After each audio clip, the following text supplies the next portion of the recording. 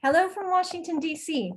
I'm Shihoko Goto, Director for Geoeconomics and Indo-Pacific Enterprise, and Deputy Director of the Asia Program at the Wilson Center. The Wilson Center is a think tank focused on foreign policy, and it was established in 1968 as an act of Congress to bridge the worlds of academia and analysis with those of policymakers in the United States and beyond. Over the next hour, we'll be discussing the challenges and opportunities for Taiwan as a technology hub, and in particular, its position as the world's biggest advanced semiconductor manufacturer and its relations with the United States in particular. Since 2020, as borders across the world were shut down in an effort to stave off the spread of COVID, governments and consumers alike became well aware of the fragilities in the global economy. In particular, the strengths and weaknesses of the existing supply chain networks have become all too apparent. In the technology sphere, an understanding of vulnerabilities in supply chains have led to a reassessment not only of the production of critical products and where they can and should be made, but the frailties in critical supply chains has also led to a reevaluation of partnerships and alliances. And that too has also led to further tensions with China. Since COVID, the world has also woken up to the fact that it literally cannot run without Taiwanese technology, as Taiwan produces over 90% of the world's most advanced semiconductors. Indeed, even as the vast majority of the world saw their output shrink as a result of the disruptions caused by COVID, Taiwan's GDP actually grew as demand for its chips and related advanced technology products surged across the world. At the same time, we have seen greater political awareness over the past 2 years of the need to support Taiwan. From the G7 to NATO and beyond, we have seen a greater willingness amongst Taiwan's supporters to voice their collective support for Taiwan publicly. And we've seen US legislators actually visiting Taiwan themselves. But of course, increasing political support from the international community, especially from the United States, can be a double-edged sword, given that Taiwan is facing mounting military pressure from Taiwan as a result that could leave it vulnerable to blockades and other disruptions. Here to discuss Taiwan's position in the global semiconductor supply chain to date, and prospects for relations with the United States economically as Taipei looks to strengthen Taiwan's future growth prospects, is Kristy Tsun-Tzu, the Wilson Center's Taiwan Scholar for 2022. She is the director of the Taiwan ASEAN Studies Center at the Tsinghua Institution for Economic Research based in Taipei. Kristy has published a policy brief on incorporating Taiwan in the US semiconductor supply chain initiatives, which can be found on the Wilson Center's website. And here to comment on her paper, as well as her view expressed today, is Rupert Hammond-Chambers, President of the US Taiwan Business Council and Managing Director at Bauer Group Asia. So let me ask you, Kristy, to start us off today. Okay, thank you very much, Shihoko, for the very kind introduction, and thank you, Rupert, for joining us today.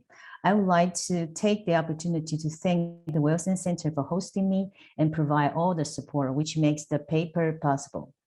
I would like to first briefly introduce the current state of play of the global semiconductor supply chains and then Taiwan's role. I'll then discuss the issues and challenges already emerged with new investment in the US. And finally, conclusions and some policy recommendations. The semiconductor industry is a highly technology and capital-intensive sector. More than 3 decades of collaboration among countries with their comparative advantages has made the extremely specialized and geographically concentrated structure of the semiconductor supply chain today. According to Semiconductor Industry Association, in 2019, more than 70% of chips were manufactured or fabricated in East Asia. The Western Hemisphere, namely the US and Europe, respectively, accounts for around only 10%. And more than 82% of the fabricated chips were assembled, packaged, and test in East Asia too, mainly in China, Taiwan, South Korea, and some in Singapore and Malaysia. Furthermore, for all manufacturing capacity of chips in nodes under 10 nanometer, currently the most advanced technology, 92% is located in Taiwan, and the rest 2% is located in South Korea. These advanced chips are widely used in smartphones, high-performance computing, the Internet of Things, automotive, and digital consumer electronics. Though at present, the capacity of nodes under 10 nanometers accounts only for 2% of global supply, it will have the fastest growth and will have huge impacts on all strategic technology industry if supply disruption happens. That explains the background for US to try to develop the advanced fabrication here. Now, about semiconductor industry in Taiwan, Taiwan has developed the most complete and integrated semiconductor supply chain, encompassing all subsectors or layers of the supply chain, including IC design, wafer fabrication, assembly, packaging, and testing, to application in the end-use industries such as consumer electronics, automobile, data centers, and artificial intelligence. Taiwan is not only home to both matured and advanced chip fabrications, it's also a world leader in assembly, packaging, and testing. Since late 1990s, Taiwan manufacturers gradually relocated assembly, packaging, and testing capacities to China to take advantage of its abundant labor force and low labor costs. After 2 decades of relocation, China has become the largest manufacturer in assembly, packaging, and testing. In 2019, its share in value added rose to 38%, while Taiwan ranked second with a share of 33%, but focused more on advanced packaging. The US share of global fabrication and assembly, packaging, and testing is only about 12% and 2% respectively. It is estimated that the US will need to invest an extra total of $350 billion to $420 billion to establish manufacturing capacity of the semiconductor supply chains here, and may be able to reach self-sufficiency, huge investment. Same as most parts in the Asia-Pacific region, Taiwan has developed different business relations with the US and China. Its 2 largest clients, China accounts for more than 50% of Taiwan's IC design revenue, while the US is the largest client for both wafer fabrication, assembly, packaging, and testing. For reasons of national security, however, Taiwan government has always adopted a very stringent outbound investment screening mechanism for China. The government only allows 8-inch and 12-inch wafer fabrication in China. No investment of advanced manufacturing is allowed.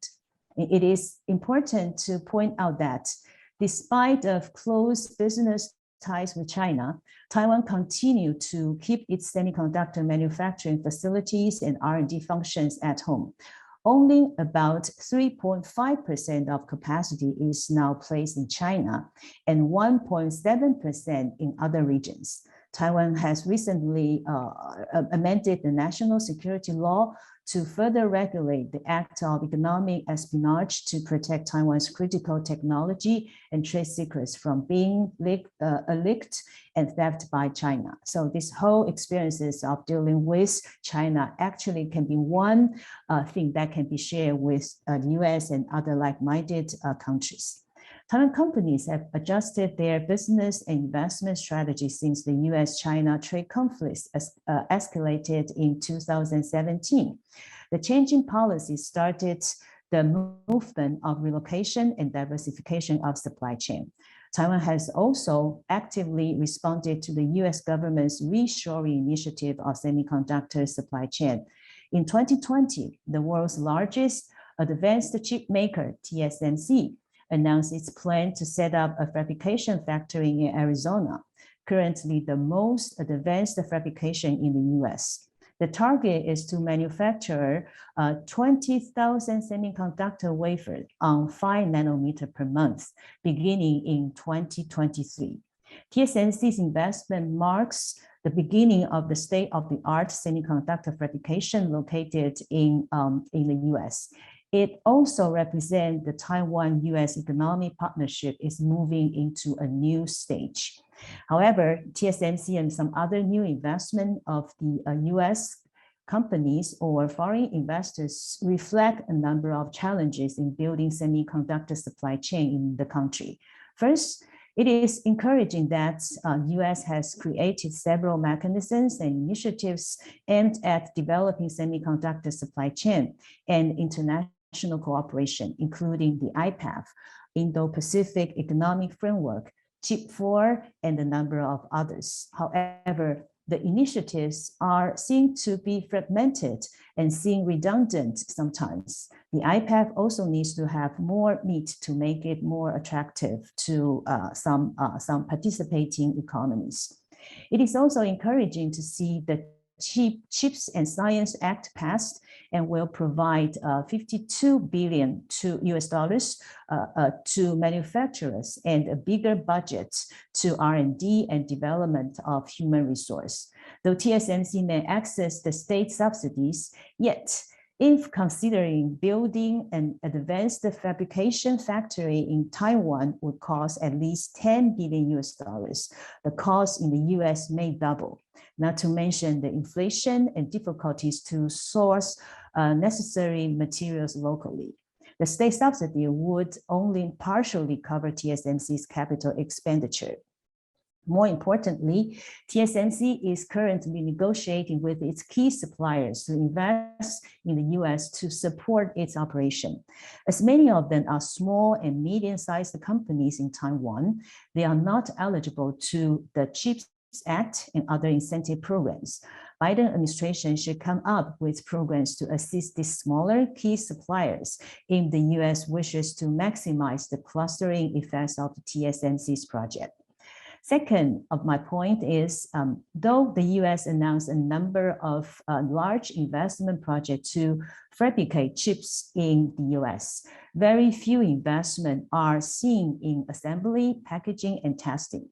This means that chips fabricated in the US may need to ship to Asia for assembly, packaging, and testing, and then ship back to the US. As investing in the US is in assembly, packaging, and testing may not be a commercially viable option now, Biden administration also needs to consider more effective programs to encourage investment in this subsector.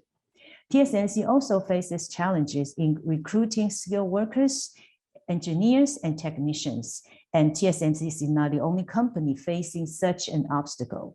It is estimated that around 45,000 jobs will be created after the passage of the CHIPS Act. The serious talent shortfall in the industry will need to be addressed. My last point is about US-Taiwan economic relation and policy recommendations for further advancement. Taiwan's trade and investment ties with US in the past years show strong growth momentum. Not only Taiwan's investment in the US reached records high in 2020, reaching $4 billion in a single year. US technology companies are also actively investing in Taiwan, including Apple, Facebook, Micron, Google, Yahoo, just to name a few. Last year, US investment amount in Taiwan also reached a record high. The stronger than ever economic relations indicate more opportunities in collaboration in supply chain of semiconductor, ICT and electronics, electric vehicles, and new energy. Both sides should take advantage to promote more institutional cooperation. This may include cooperation to cultivate human resource in supply chain, joint R&D activities, and to develop trilateral collaboration between Taiwan, the US, and newcomers in the semiconductor supply chain through friendshoring of manufacturing to these countries.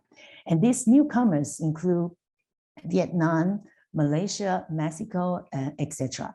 As Taiwan is a major source of foreign direct investment, in these countries, a trilateral collaboration between Taiwan, US, and one of these countries can be created to discuss capacity building, technical cooperation, and investment-related issues. Last but not least, from an Asian perspective, over-politicized semiconductor supply chain issue will only hinder realization of full benefits for all participants. US government should address growing concerns on most countries which are not supportive of economic decoupling between the world's two largest economies. I believe this can be further discussed when most of the initiatives get to materialize. I think I'll stop here. Thank you very much for your listening, and I look forward to further exchanges with you. Thank you. Kristy, thank you so much for that really great analysis of where we are and giving your policy prescriptions on what the United States can actually do to ensure its own resilience, as well as working together with Taiwan. I have a number of questions, but let me first turn to Rupert for his views. Shihoko, Kristy, thank you both very much indeed for including me in this afternoon's session. And Kristy, again, congratulations on all the hard work that you've put into this paper. It's truly a valuable contribution to this sector, one in which we're going to learn a great deal from. I really enjoyed all your comments, and I have some thoughts as you are presenting them on things that may add to or support the direction that you're going. I think one of the things that really strikes me about it is the extent to which you explain and frame for readers and viewers the extent to which the supply chain has shifted from a focus on only cost to other considerations, and how that is driving the supply chain.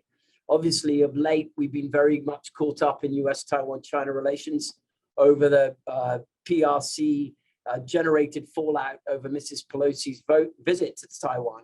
And that's caused considerable or more angst within the supply chain, within companies in the supply chain and the C-suite level executives that manage these companies, many of which are large and public.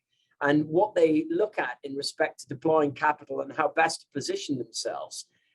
It may be instructive just to think about it in the short term, but actually we've really been seeing this, as you correctly note, Kristy, since 2017, when Mr. Trump came in, and China policy in the United States shifted dramatically, and we went from a bipartisan accommodationist policy towards China under Mr. Bush and Mr. Obama, perhaps Mr. Clinton too, to one that was more confrontational under Mr. Trump and then under Mr. Biden. I personally believe it's been a very healthy shift, far more realistic in respect to the challenge that we face from China on a whole range of fronts. But nevertheless, there is some debate over tone and direction in how we go in that. But I am comforted in the view that it is bipartisan here, still in the United States, with the bulk of Republicans and Democrats agreeing on this newer direction and potentially agreeing on how we should handle it. I think the Chips for America Act is a good example of the sort of bipartisan cooperation we can see in response to this. But importantly, cost is not the only consideration. We're going to see other things like geostrategic tensions, for example, the reemergence or the expansion of industrial policies within the United States, within the European Union, the United Kingdom, and other major trading powers that are going to look at their commercial interests and make a determination not just based on where the best place is, the most cost-effective places for investment and to procure goods and services, but also other considerations. If there were a disruption in supply, would companies and countries be able to source from other countries and companies or other locations? And Kristy, again, you point clearly to Southeast Asia, South Asia as areas where we should watch closely. I think I would also point to some of the discussions taking place that the United States is driving in cooperation with the Japanese and the Koreans. I think there is, in my view, in the medium to long term, there's room for Taiwan in there. And certainly with the United States and Japan, Korea-Taiwan relations tend to be quite tricky. And I'm not sure how welcoming the Koreans would be to an alliance in semiconductors with Taiwan. but certainly Japan and the United States should welcome that long-term vision for a trilateral relationship in the semiconductor space, where these sorts of considerations are given considerable thought, and the policies that are coordinated both to increase and improve investment, the investment environment in these respective countries, but also to deal with the challenge of China, a predatory economy that has a long history of stealing intellectual property and attempting to reverse engineer it or simply apply it in China to then compete against Western countries. It's a massive wealth transfer to China and represents a serious challenge to the global economy ongoing, and more parochially for specific companies. So we do need more cooperation, Kristy, and I absolutely commend you in your paper for focusing on that. Talent, I love this issue that you raised later in the paper. I think it's a hugely important one we have here in the States. I think Taiwan's position when it comes to talent is less structured around the politics of education and more about the size of Taiwan's population and the problems that Taiwan's increasingly going to face with its immigration policies and its low birth rate. Can Taiwan produce a population large enough to meet the ambitions of economic growth and expansion? I think that's really the bigger question, not whether it's academic institutions are up to the task of educating a workforce strong enough to meet the demands of TSMC, UMC, Foxconn, Honhai, and others. I think that's clear. It's whether or not the population is large enough to support that.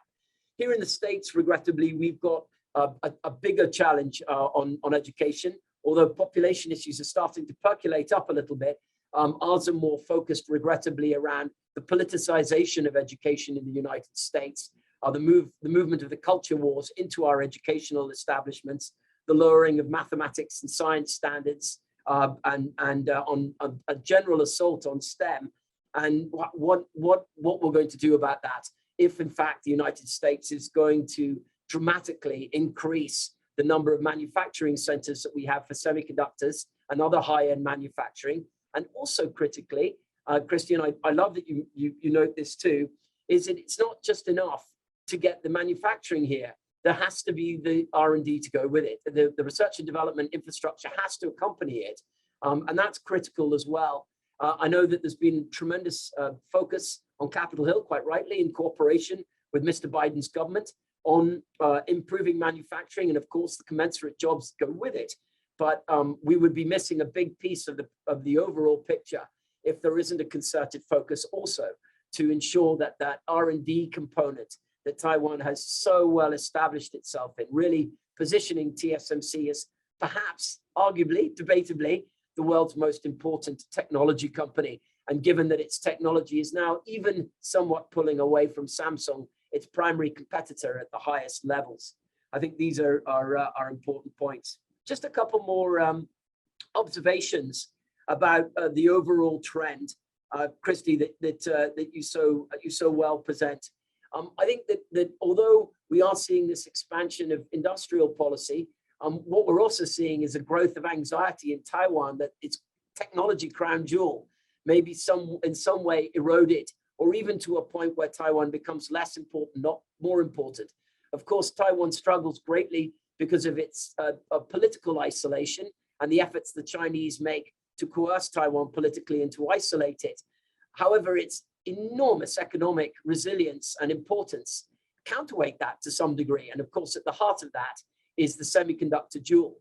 And if there's an effort, a concerted effort in the world to provide more balance, particularly at the high end, I think it creates a political concern in Taiwan that its strength in this area would be eroded, and as a consequence, its political weight would be eroded too, making it more vulnerable to the Chinese, not less. And I think that's a consideration that I hope readers will walk away with as they read your paper, and as viewers who have an opportunity to see our discussion today.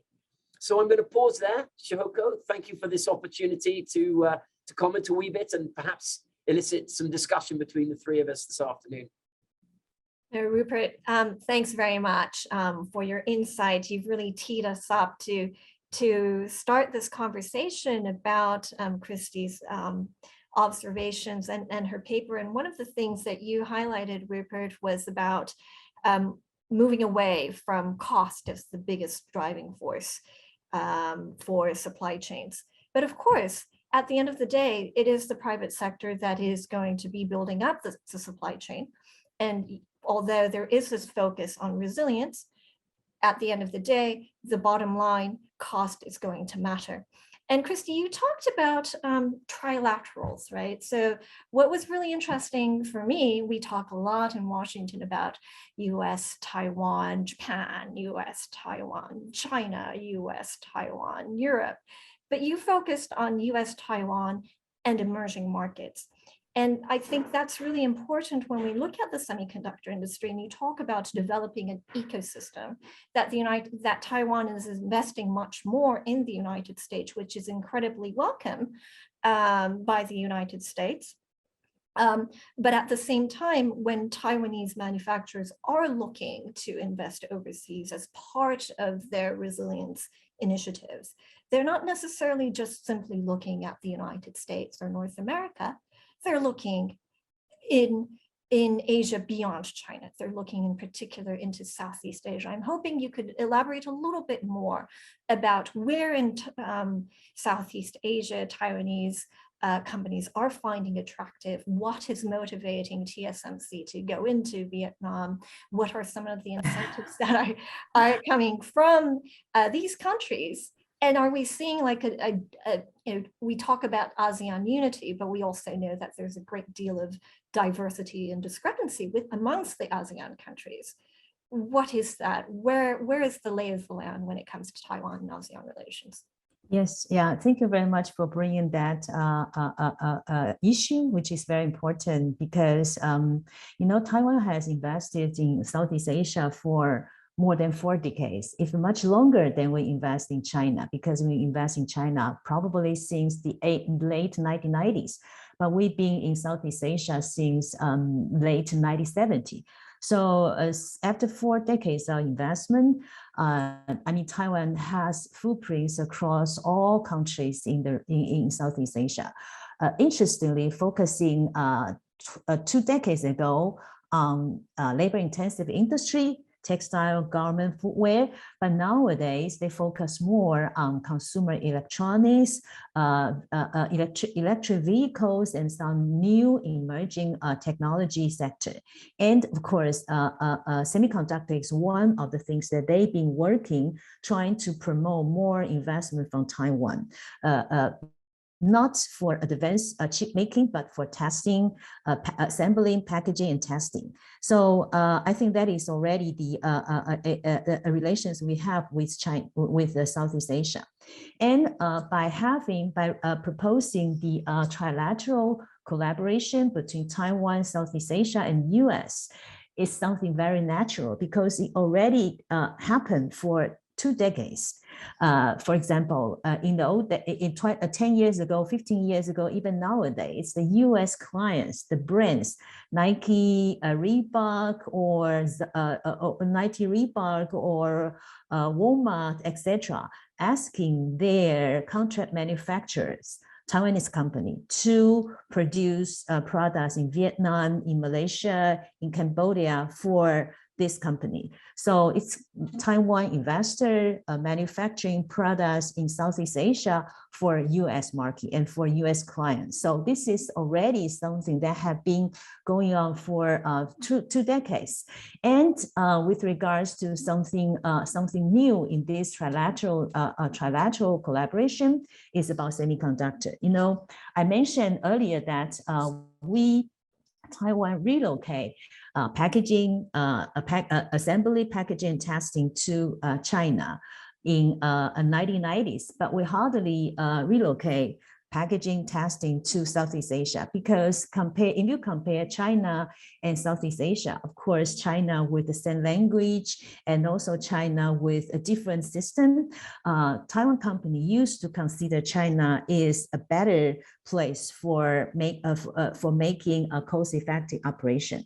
However, that kind of a concept actually changed in the past few years after the escalation of China-US tensions, and also after what China has been doing with Taiwan. So I think nowadays Taiwanese company for semiconductor industry and also for more advanced industry, they are actually thinking more about Southeast Asia than China, because the more you work with China, probably you are under more pressure, not only from the economic coercion from China, but also from increasing political tensions from international world. So I think right now is the best time to promote Taiwan, US, Southeast Asia collaboration, not only in the sectors already existed, consumer electronics, for example, the Apple iPhone, etc.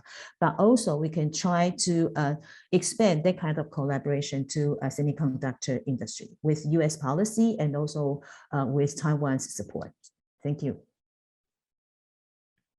I think Shihoko, as with so much with Taiwan, but where economics and politics intertwine, there is a natural tendency within ASEAN to be cautious about how they engage Taiwan. And I would absolutely associate myself with Kristy's point about the evolution of the economic relationship and the history of Taiwan's Go South policy that really goes back in an organized, orchestrated way to Lee Teng-hui's Go South policy in the 1990s. So there's been some iteration of this for some time. Of course, doing business with Taiwan comes far freer of political or free of political quid pro quos than doing business with the Chinese. What of course the Chinese also have in that quid pro quo is access to their market, and that is a very hard counterbalance.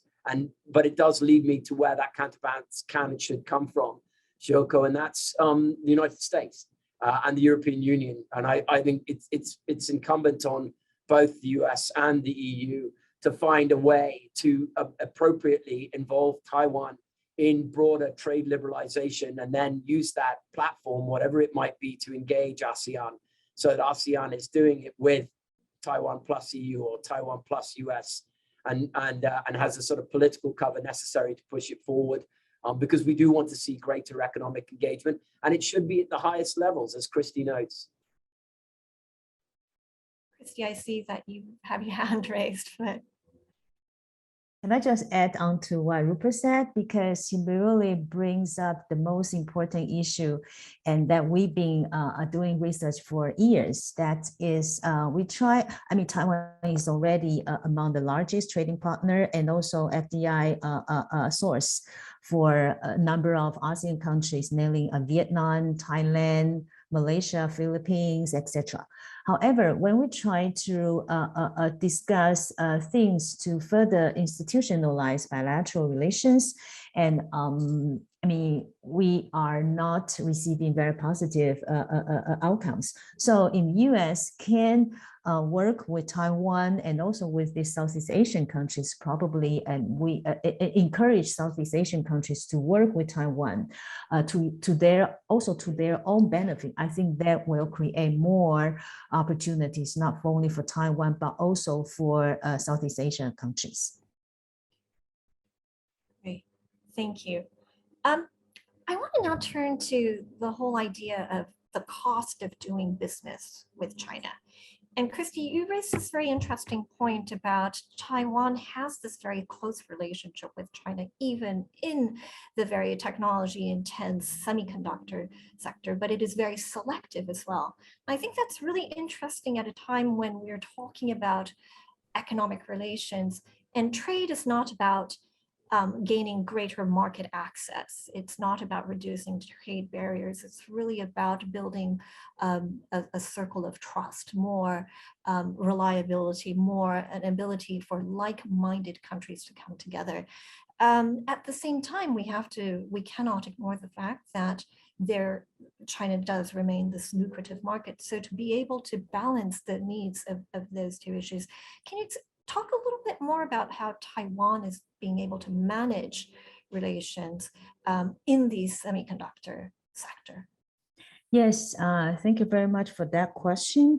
I think because of this very complicated cross-trade relation, and the government and also the whole business community are aware of the more we get close with China, the more, I mean, though we enjoy the huge market, but the more we have to be cautious, protecting our own,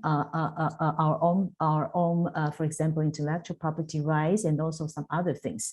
So that is the background of the government continue to have a very stringent policy towards China, though China has been Taiwan's largest trading partner for more than 2 decades.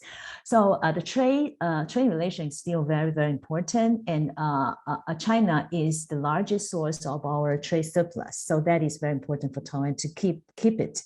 However, in terms of investment, China used to be Taiwan's largest investment destination, but in the peak in 2010, every 75% of our investment, 75% of our investment actually goes to China. However, in the past 3 years, investment in China only accounts for about 30%. That means Taiwanese companies get to understand that they need to diversify their manufacturing bases, not too much focus in China, but look at Southeast Asia or even Latin Americas and Africa. You won't believe that we have a lot of investment in Africa, especially the electronic components, automobile components, and textile. So, and then the US arise as one of the best destinations for consideration by semiconductor supply. So I think that kind of a gradual change actually leaves more room for Taiwan to work with countries other than China. And in the meantime, we've been cautious differentiating our collaboration with China. It's mostly less labor, less technology intensive, less capital intensive, and taking advantage of Chinese domestic market. So it's totally separate approach than our approach in other places in the world. I hope that explained to you the changing. So I think a couple of things that come to mind, Shihoko, with this question, and I don't know if this is the direction you intended to take it, but I'm going to have a crack at taking it in this direction. I think that looking at what TSMC has done over the last 3 or 4 years is very interesting to me on a government relations standpoint. I'd make one big observation first and foremost. While the Ministry of Economic Affairs in Taiwan owns a bit of TSMC, much smaller than it used to, but it was a founding investor when Morris Chang returned from the United States after working for Texas Instruments, and they formed TSMC in partnership and stood it up in Hsinchu Science Park. The rest, as they say, is history. But the fact of the matter is that there's actually quite a large space between the government's industrial policy and the increasing politics of the semiconductor industry and how TSMC conducts itself. And it's a rather complex dance. TSMC is reluctant to become a tool, if you will, of Taiwan government policy, given its importance in the world. It might be easy to believe that the Taiwan government might see it as a potential tool in efforts to advance the overall country's welfare, not just economically, but politically as well. But there is some space between how TSMC conducts itself, an important global public company driven by mostly considerations for its shareholders, and how it can invest enormous amounts of money. Its capex numbers are vast in ensuring that it remains number one. And the industrial policy that the country pursues to ensure that its science parks have the resources that it needs, and that base research is being conducted, and also that Taiwan is seen as an important global partner in semiconductor cooperation, not necessarily access to markets, but certainly Taiwan is, for example, wholly reliant on access to semiconductor equipment, which comes primarily from the United States, Japan, and Holland. So that I'm not really saying that there's a fix here. I'm just trying to tease out the view that there's actually a space between the private sector industry and government policy, and that they can intertwine with one another, but actually, particularly the companies, work hard to keep some space between the two of them.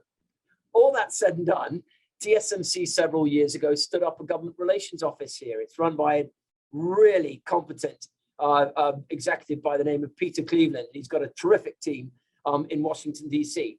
And what Peter's been up to in cooperation with Mark Liu, the chairman, and the board of directors, is to allow TSMC to play a proactive role in the direction that public policy is heading on technology policy generally and semiconductor industry parochially in critical markets like the United States, Japan, and Europe.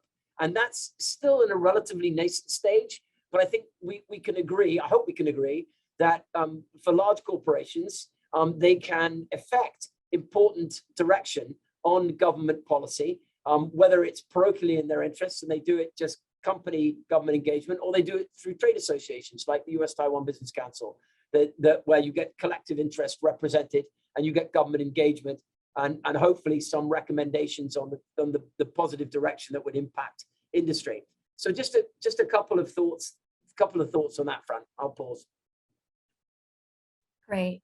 Thank you so much. It's clear that there are companies like TSMC that really do impact or define public policy moving forward. And we are seeing so many different policy changes and changing needs given the shifting economic circumstances. We haven't even touched upon the fact that we are facing a tremendous challenge of imbalances in supply and demand that continue to this day, the growing inflationary pressure that is impacting global growth as well as Taiwan's own growth. I wanted to now turn though to some of the initiatives that governments are coming up with regarding semiconductor resilience and cooperation. Kristy, you mentioned IPEF, the Indo-Pacific Economic Cooperation Framework that the United States, the Biden administration has come up with. We also see this nascent framework called the Chip4 Alliance, which is between the United States, Japan, Taiwan, and South Korea, which is very much in its infancy. We've seen the Quad talk about supply chain cooperation as well. On the supply chain, more broadly, we've seen a trilateral between India, Japan, Australia come out as well. All of that, many initiatives. What is going to have the most impact? What are we looking for when we look at cooperation and coordination when it comes to the semiconductor supply chain resilience? Yes, also, thank you very much for bringing that up, because the IPEF, for example, when IPEF was announced in mid-May, and it didn't include Taiwan. That's really something that is disappointing to a lot of Taiwanese companies and people here. And then we have heard this Chip4. Chip4 will have Taiwan. It's a US, Japan, South Korea, and Taiwan. However, we also learned from Korean media that South Korea is a bit hesitating, they have hesitating in joining this Chip4. So I think all this explain to the fact that though there are so many different initiatives, everyone seems so exciting, but when you put all this together, it's really fragmented. And there is never a single initiative that includes the whole supply chain. So far, no individual initiative that includes, as Rupert said, the equipment, European companies, or the raw material, or the IC design, or the fabrication from Taiwan, for example, and also test and packaging. So, I mean, for the US, it has to think about creating something that can actually invite everybody, every key stakeholder in the supply chain to discuss things of common interest and things of common concern. And currently, it's just this one after another, piece by piece initiative. I think they will create unnecessary concerns and also skepticism in terms of transparency and in terms of issues that are discussed within this group, but not discussed in that group.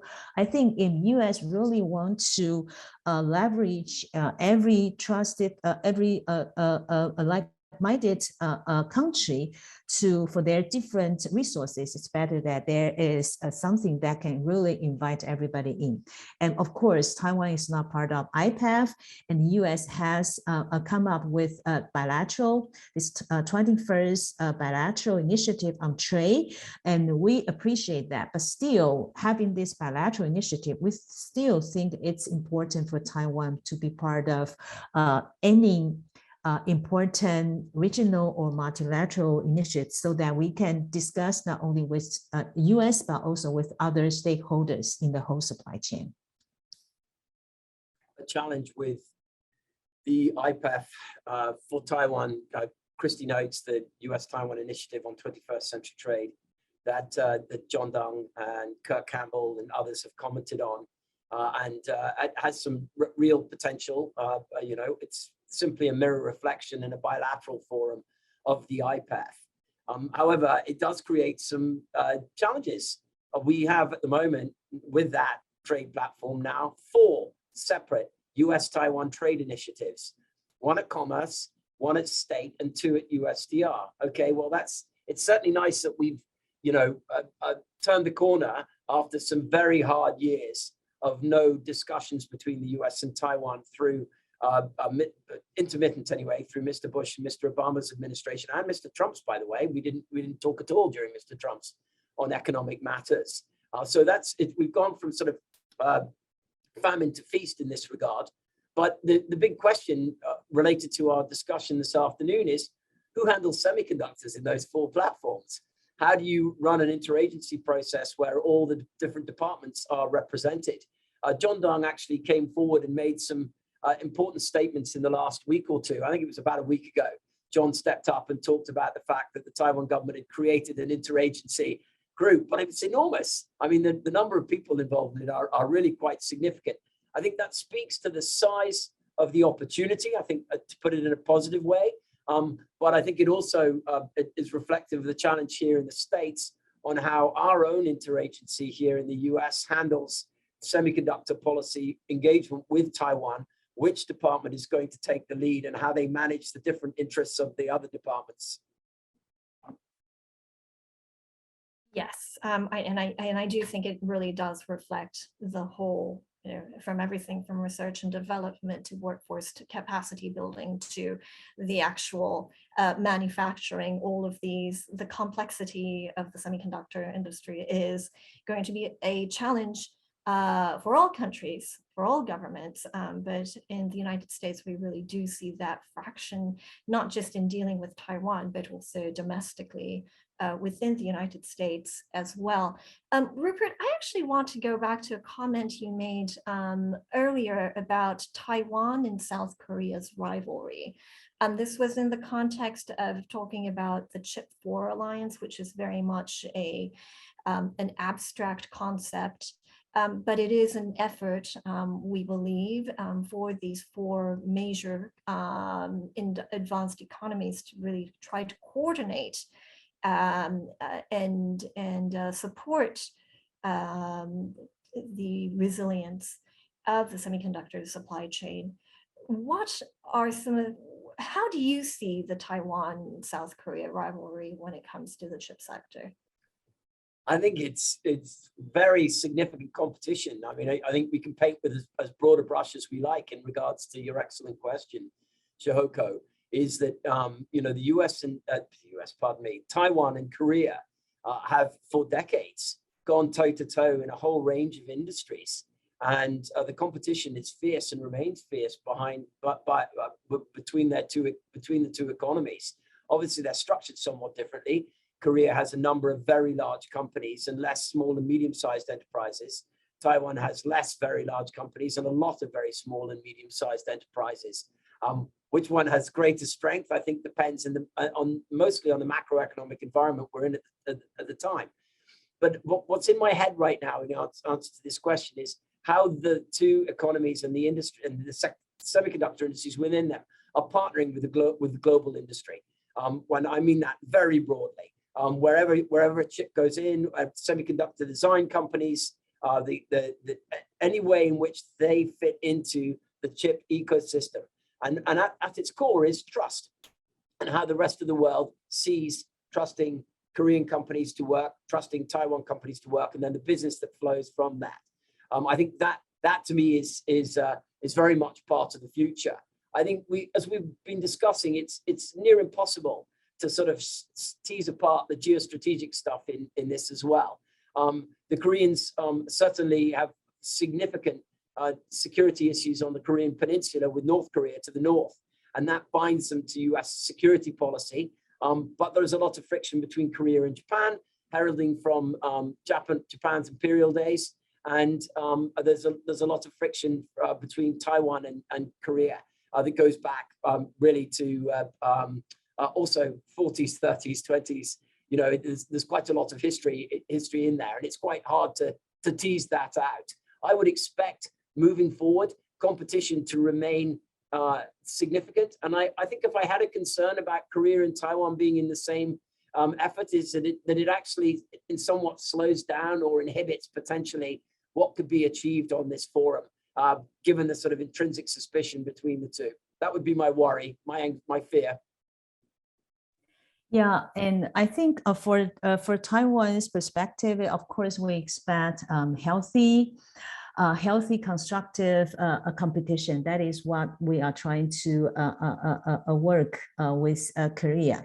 Though we are competitors in a lot of fields, but I mean, in terms of building supply chain in US or other places, I think we have something in common. For example, having a healthy, constructive commercial and investment environment in the US will do both good. So for that purpose, I think Taiwan and Korea can actually work together.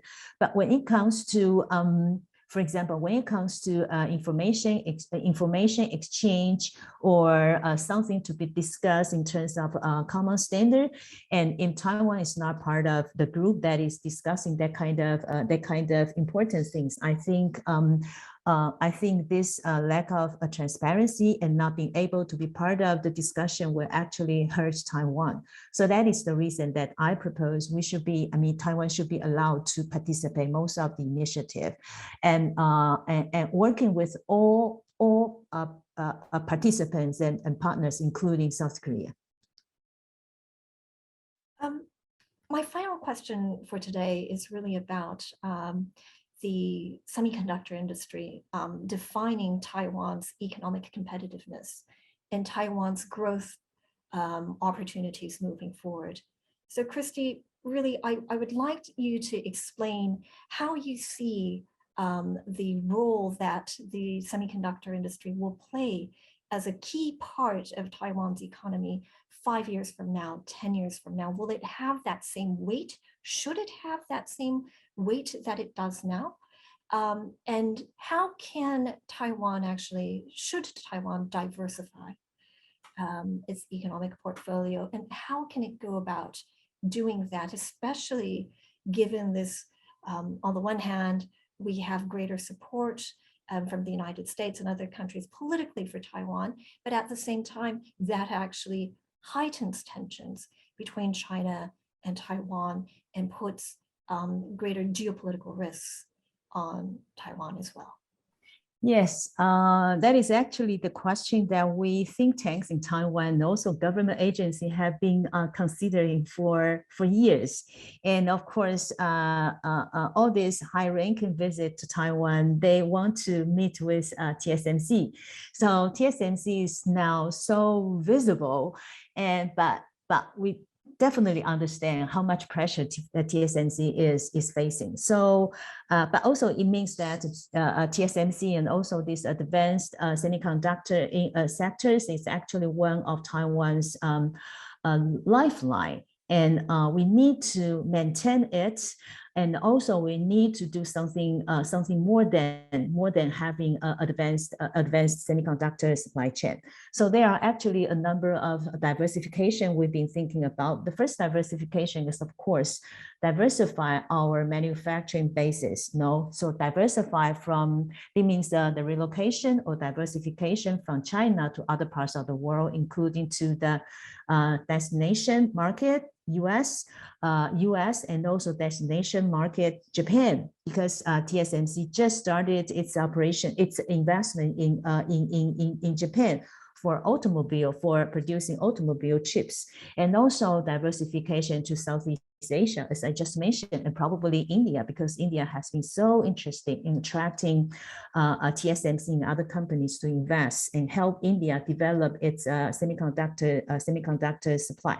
Another diversification is to diversify the application and also diversify the market. So for that, we have been, I know companies here have been, for example, joint R&D efforts with Germany and also with other European countries or European think tanks. And also they've been discussing further R&D efforts with Japan, or further efforts with other countries. So I think that is another diversification. However, we still have to face the fact that, as Rupert just mentioned, that we have an aging population, and also a TSMC cannot be confined in Taiwan. It has to go out to make friends with the world. So that kind of thinking has been going on and considered. I think that will actually be the policy of Taiwan for its future direction. So broader international cooperation will be one thing, and also another thing is to address the issues directly with this industry. This includes digital transformation and green transformation. These are two priorities actually for most of the companies here. I hope you answer your question. Shihoko, I love this question. I think, and I absolutely associate myself with Kristy's comments. She and her colleagues have put an enormous amount of time and intellectual effort over the years into guiding Taiwan's macroeconomic development, and very successfully, I might add as well. A couple of thoughts on this. I make an observation about Taiwan's global companies. Many of the companies that aren't recognized global brands, Quanta, Compal, Giga, others, they may have operations outside of Taiwan, even significant operations in China, but they still ultimately remain Taiwan-China companies. They're not necessarily global companies.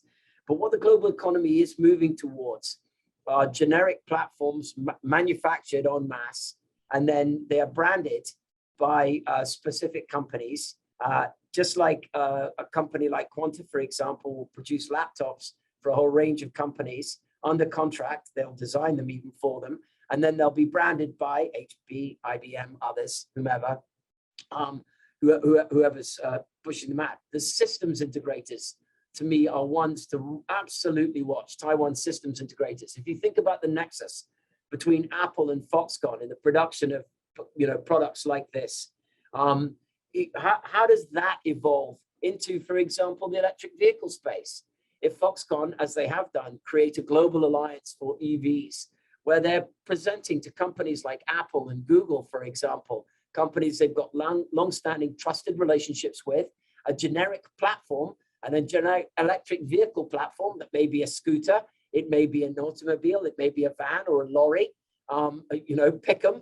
And a company can come along and say, well, I would like these bells and whistles, and you're going to brand it Apple, or you're going to brand it Google or some other business, and you're going to manufacture it for us in Wisconsin or some other part of the United States or some other part of the world. And it's going to be done efficiently and it's cost effectively, but it's going to be done in more localized environments like the US, like Europe. That to me, I think is a really important next big step for Taiwan to take, and it's going to be driven by its systems integrators and the legacy trusted relationship that they already have with many of the world's technology companies as we push into new business environments that have real scale. Electric vehicles to me is an obvious one. Great, thank you so much. And I think what we've seen in recent years is that the brand of made in Taiwan, developed in Taiwan, that actually means advanced technology, reliability. And so that has become this kind of very important role that Taiwan plays in the minds of consumers as well. So we could continue this conversation for a while, but I'm afraid our time has come. And I also want to say thank you, Kristy, for being at the Wilson Center, for enhancing the Wilson Center's ability to think about Taiwan and its role in the global economy. Your input has been invaluable for us, and we hope that you will continue to be part of the Wilson Center's intellectual community, and look forward to continue working with you and highlighting some of the research that you and your colleagues do in Taipei. And Rupert, thank you so much for all that you do for the Business Council. And it's always a wonderful pleasure to have you on a Wilson Center event. And for those of you who have logged on today, thank you so much for hearing us out until the bitter end. We will continue this conversation, and I look forward to seeing you on another occasion. Bye-bye.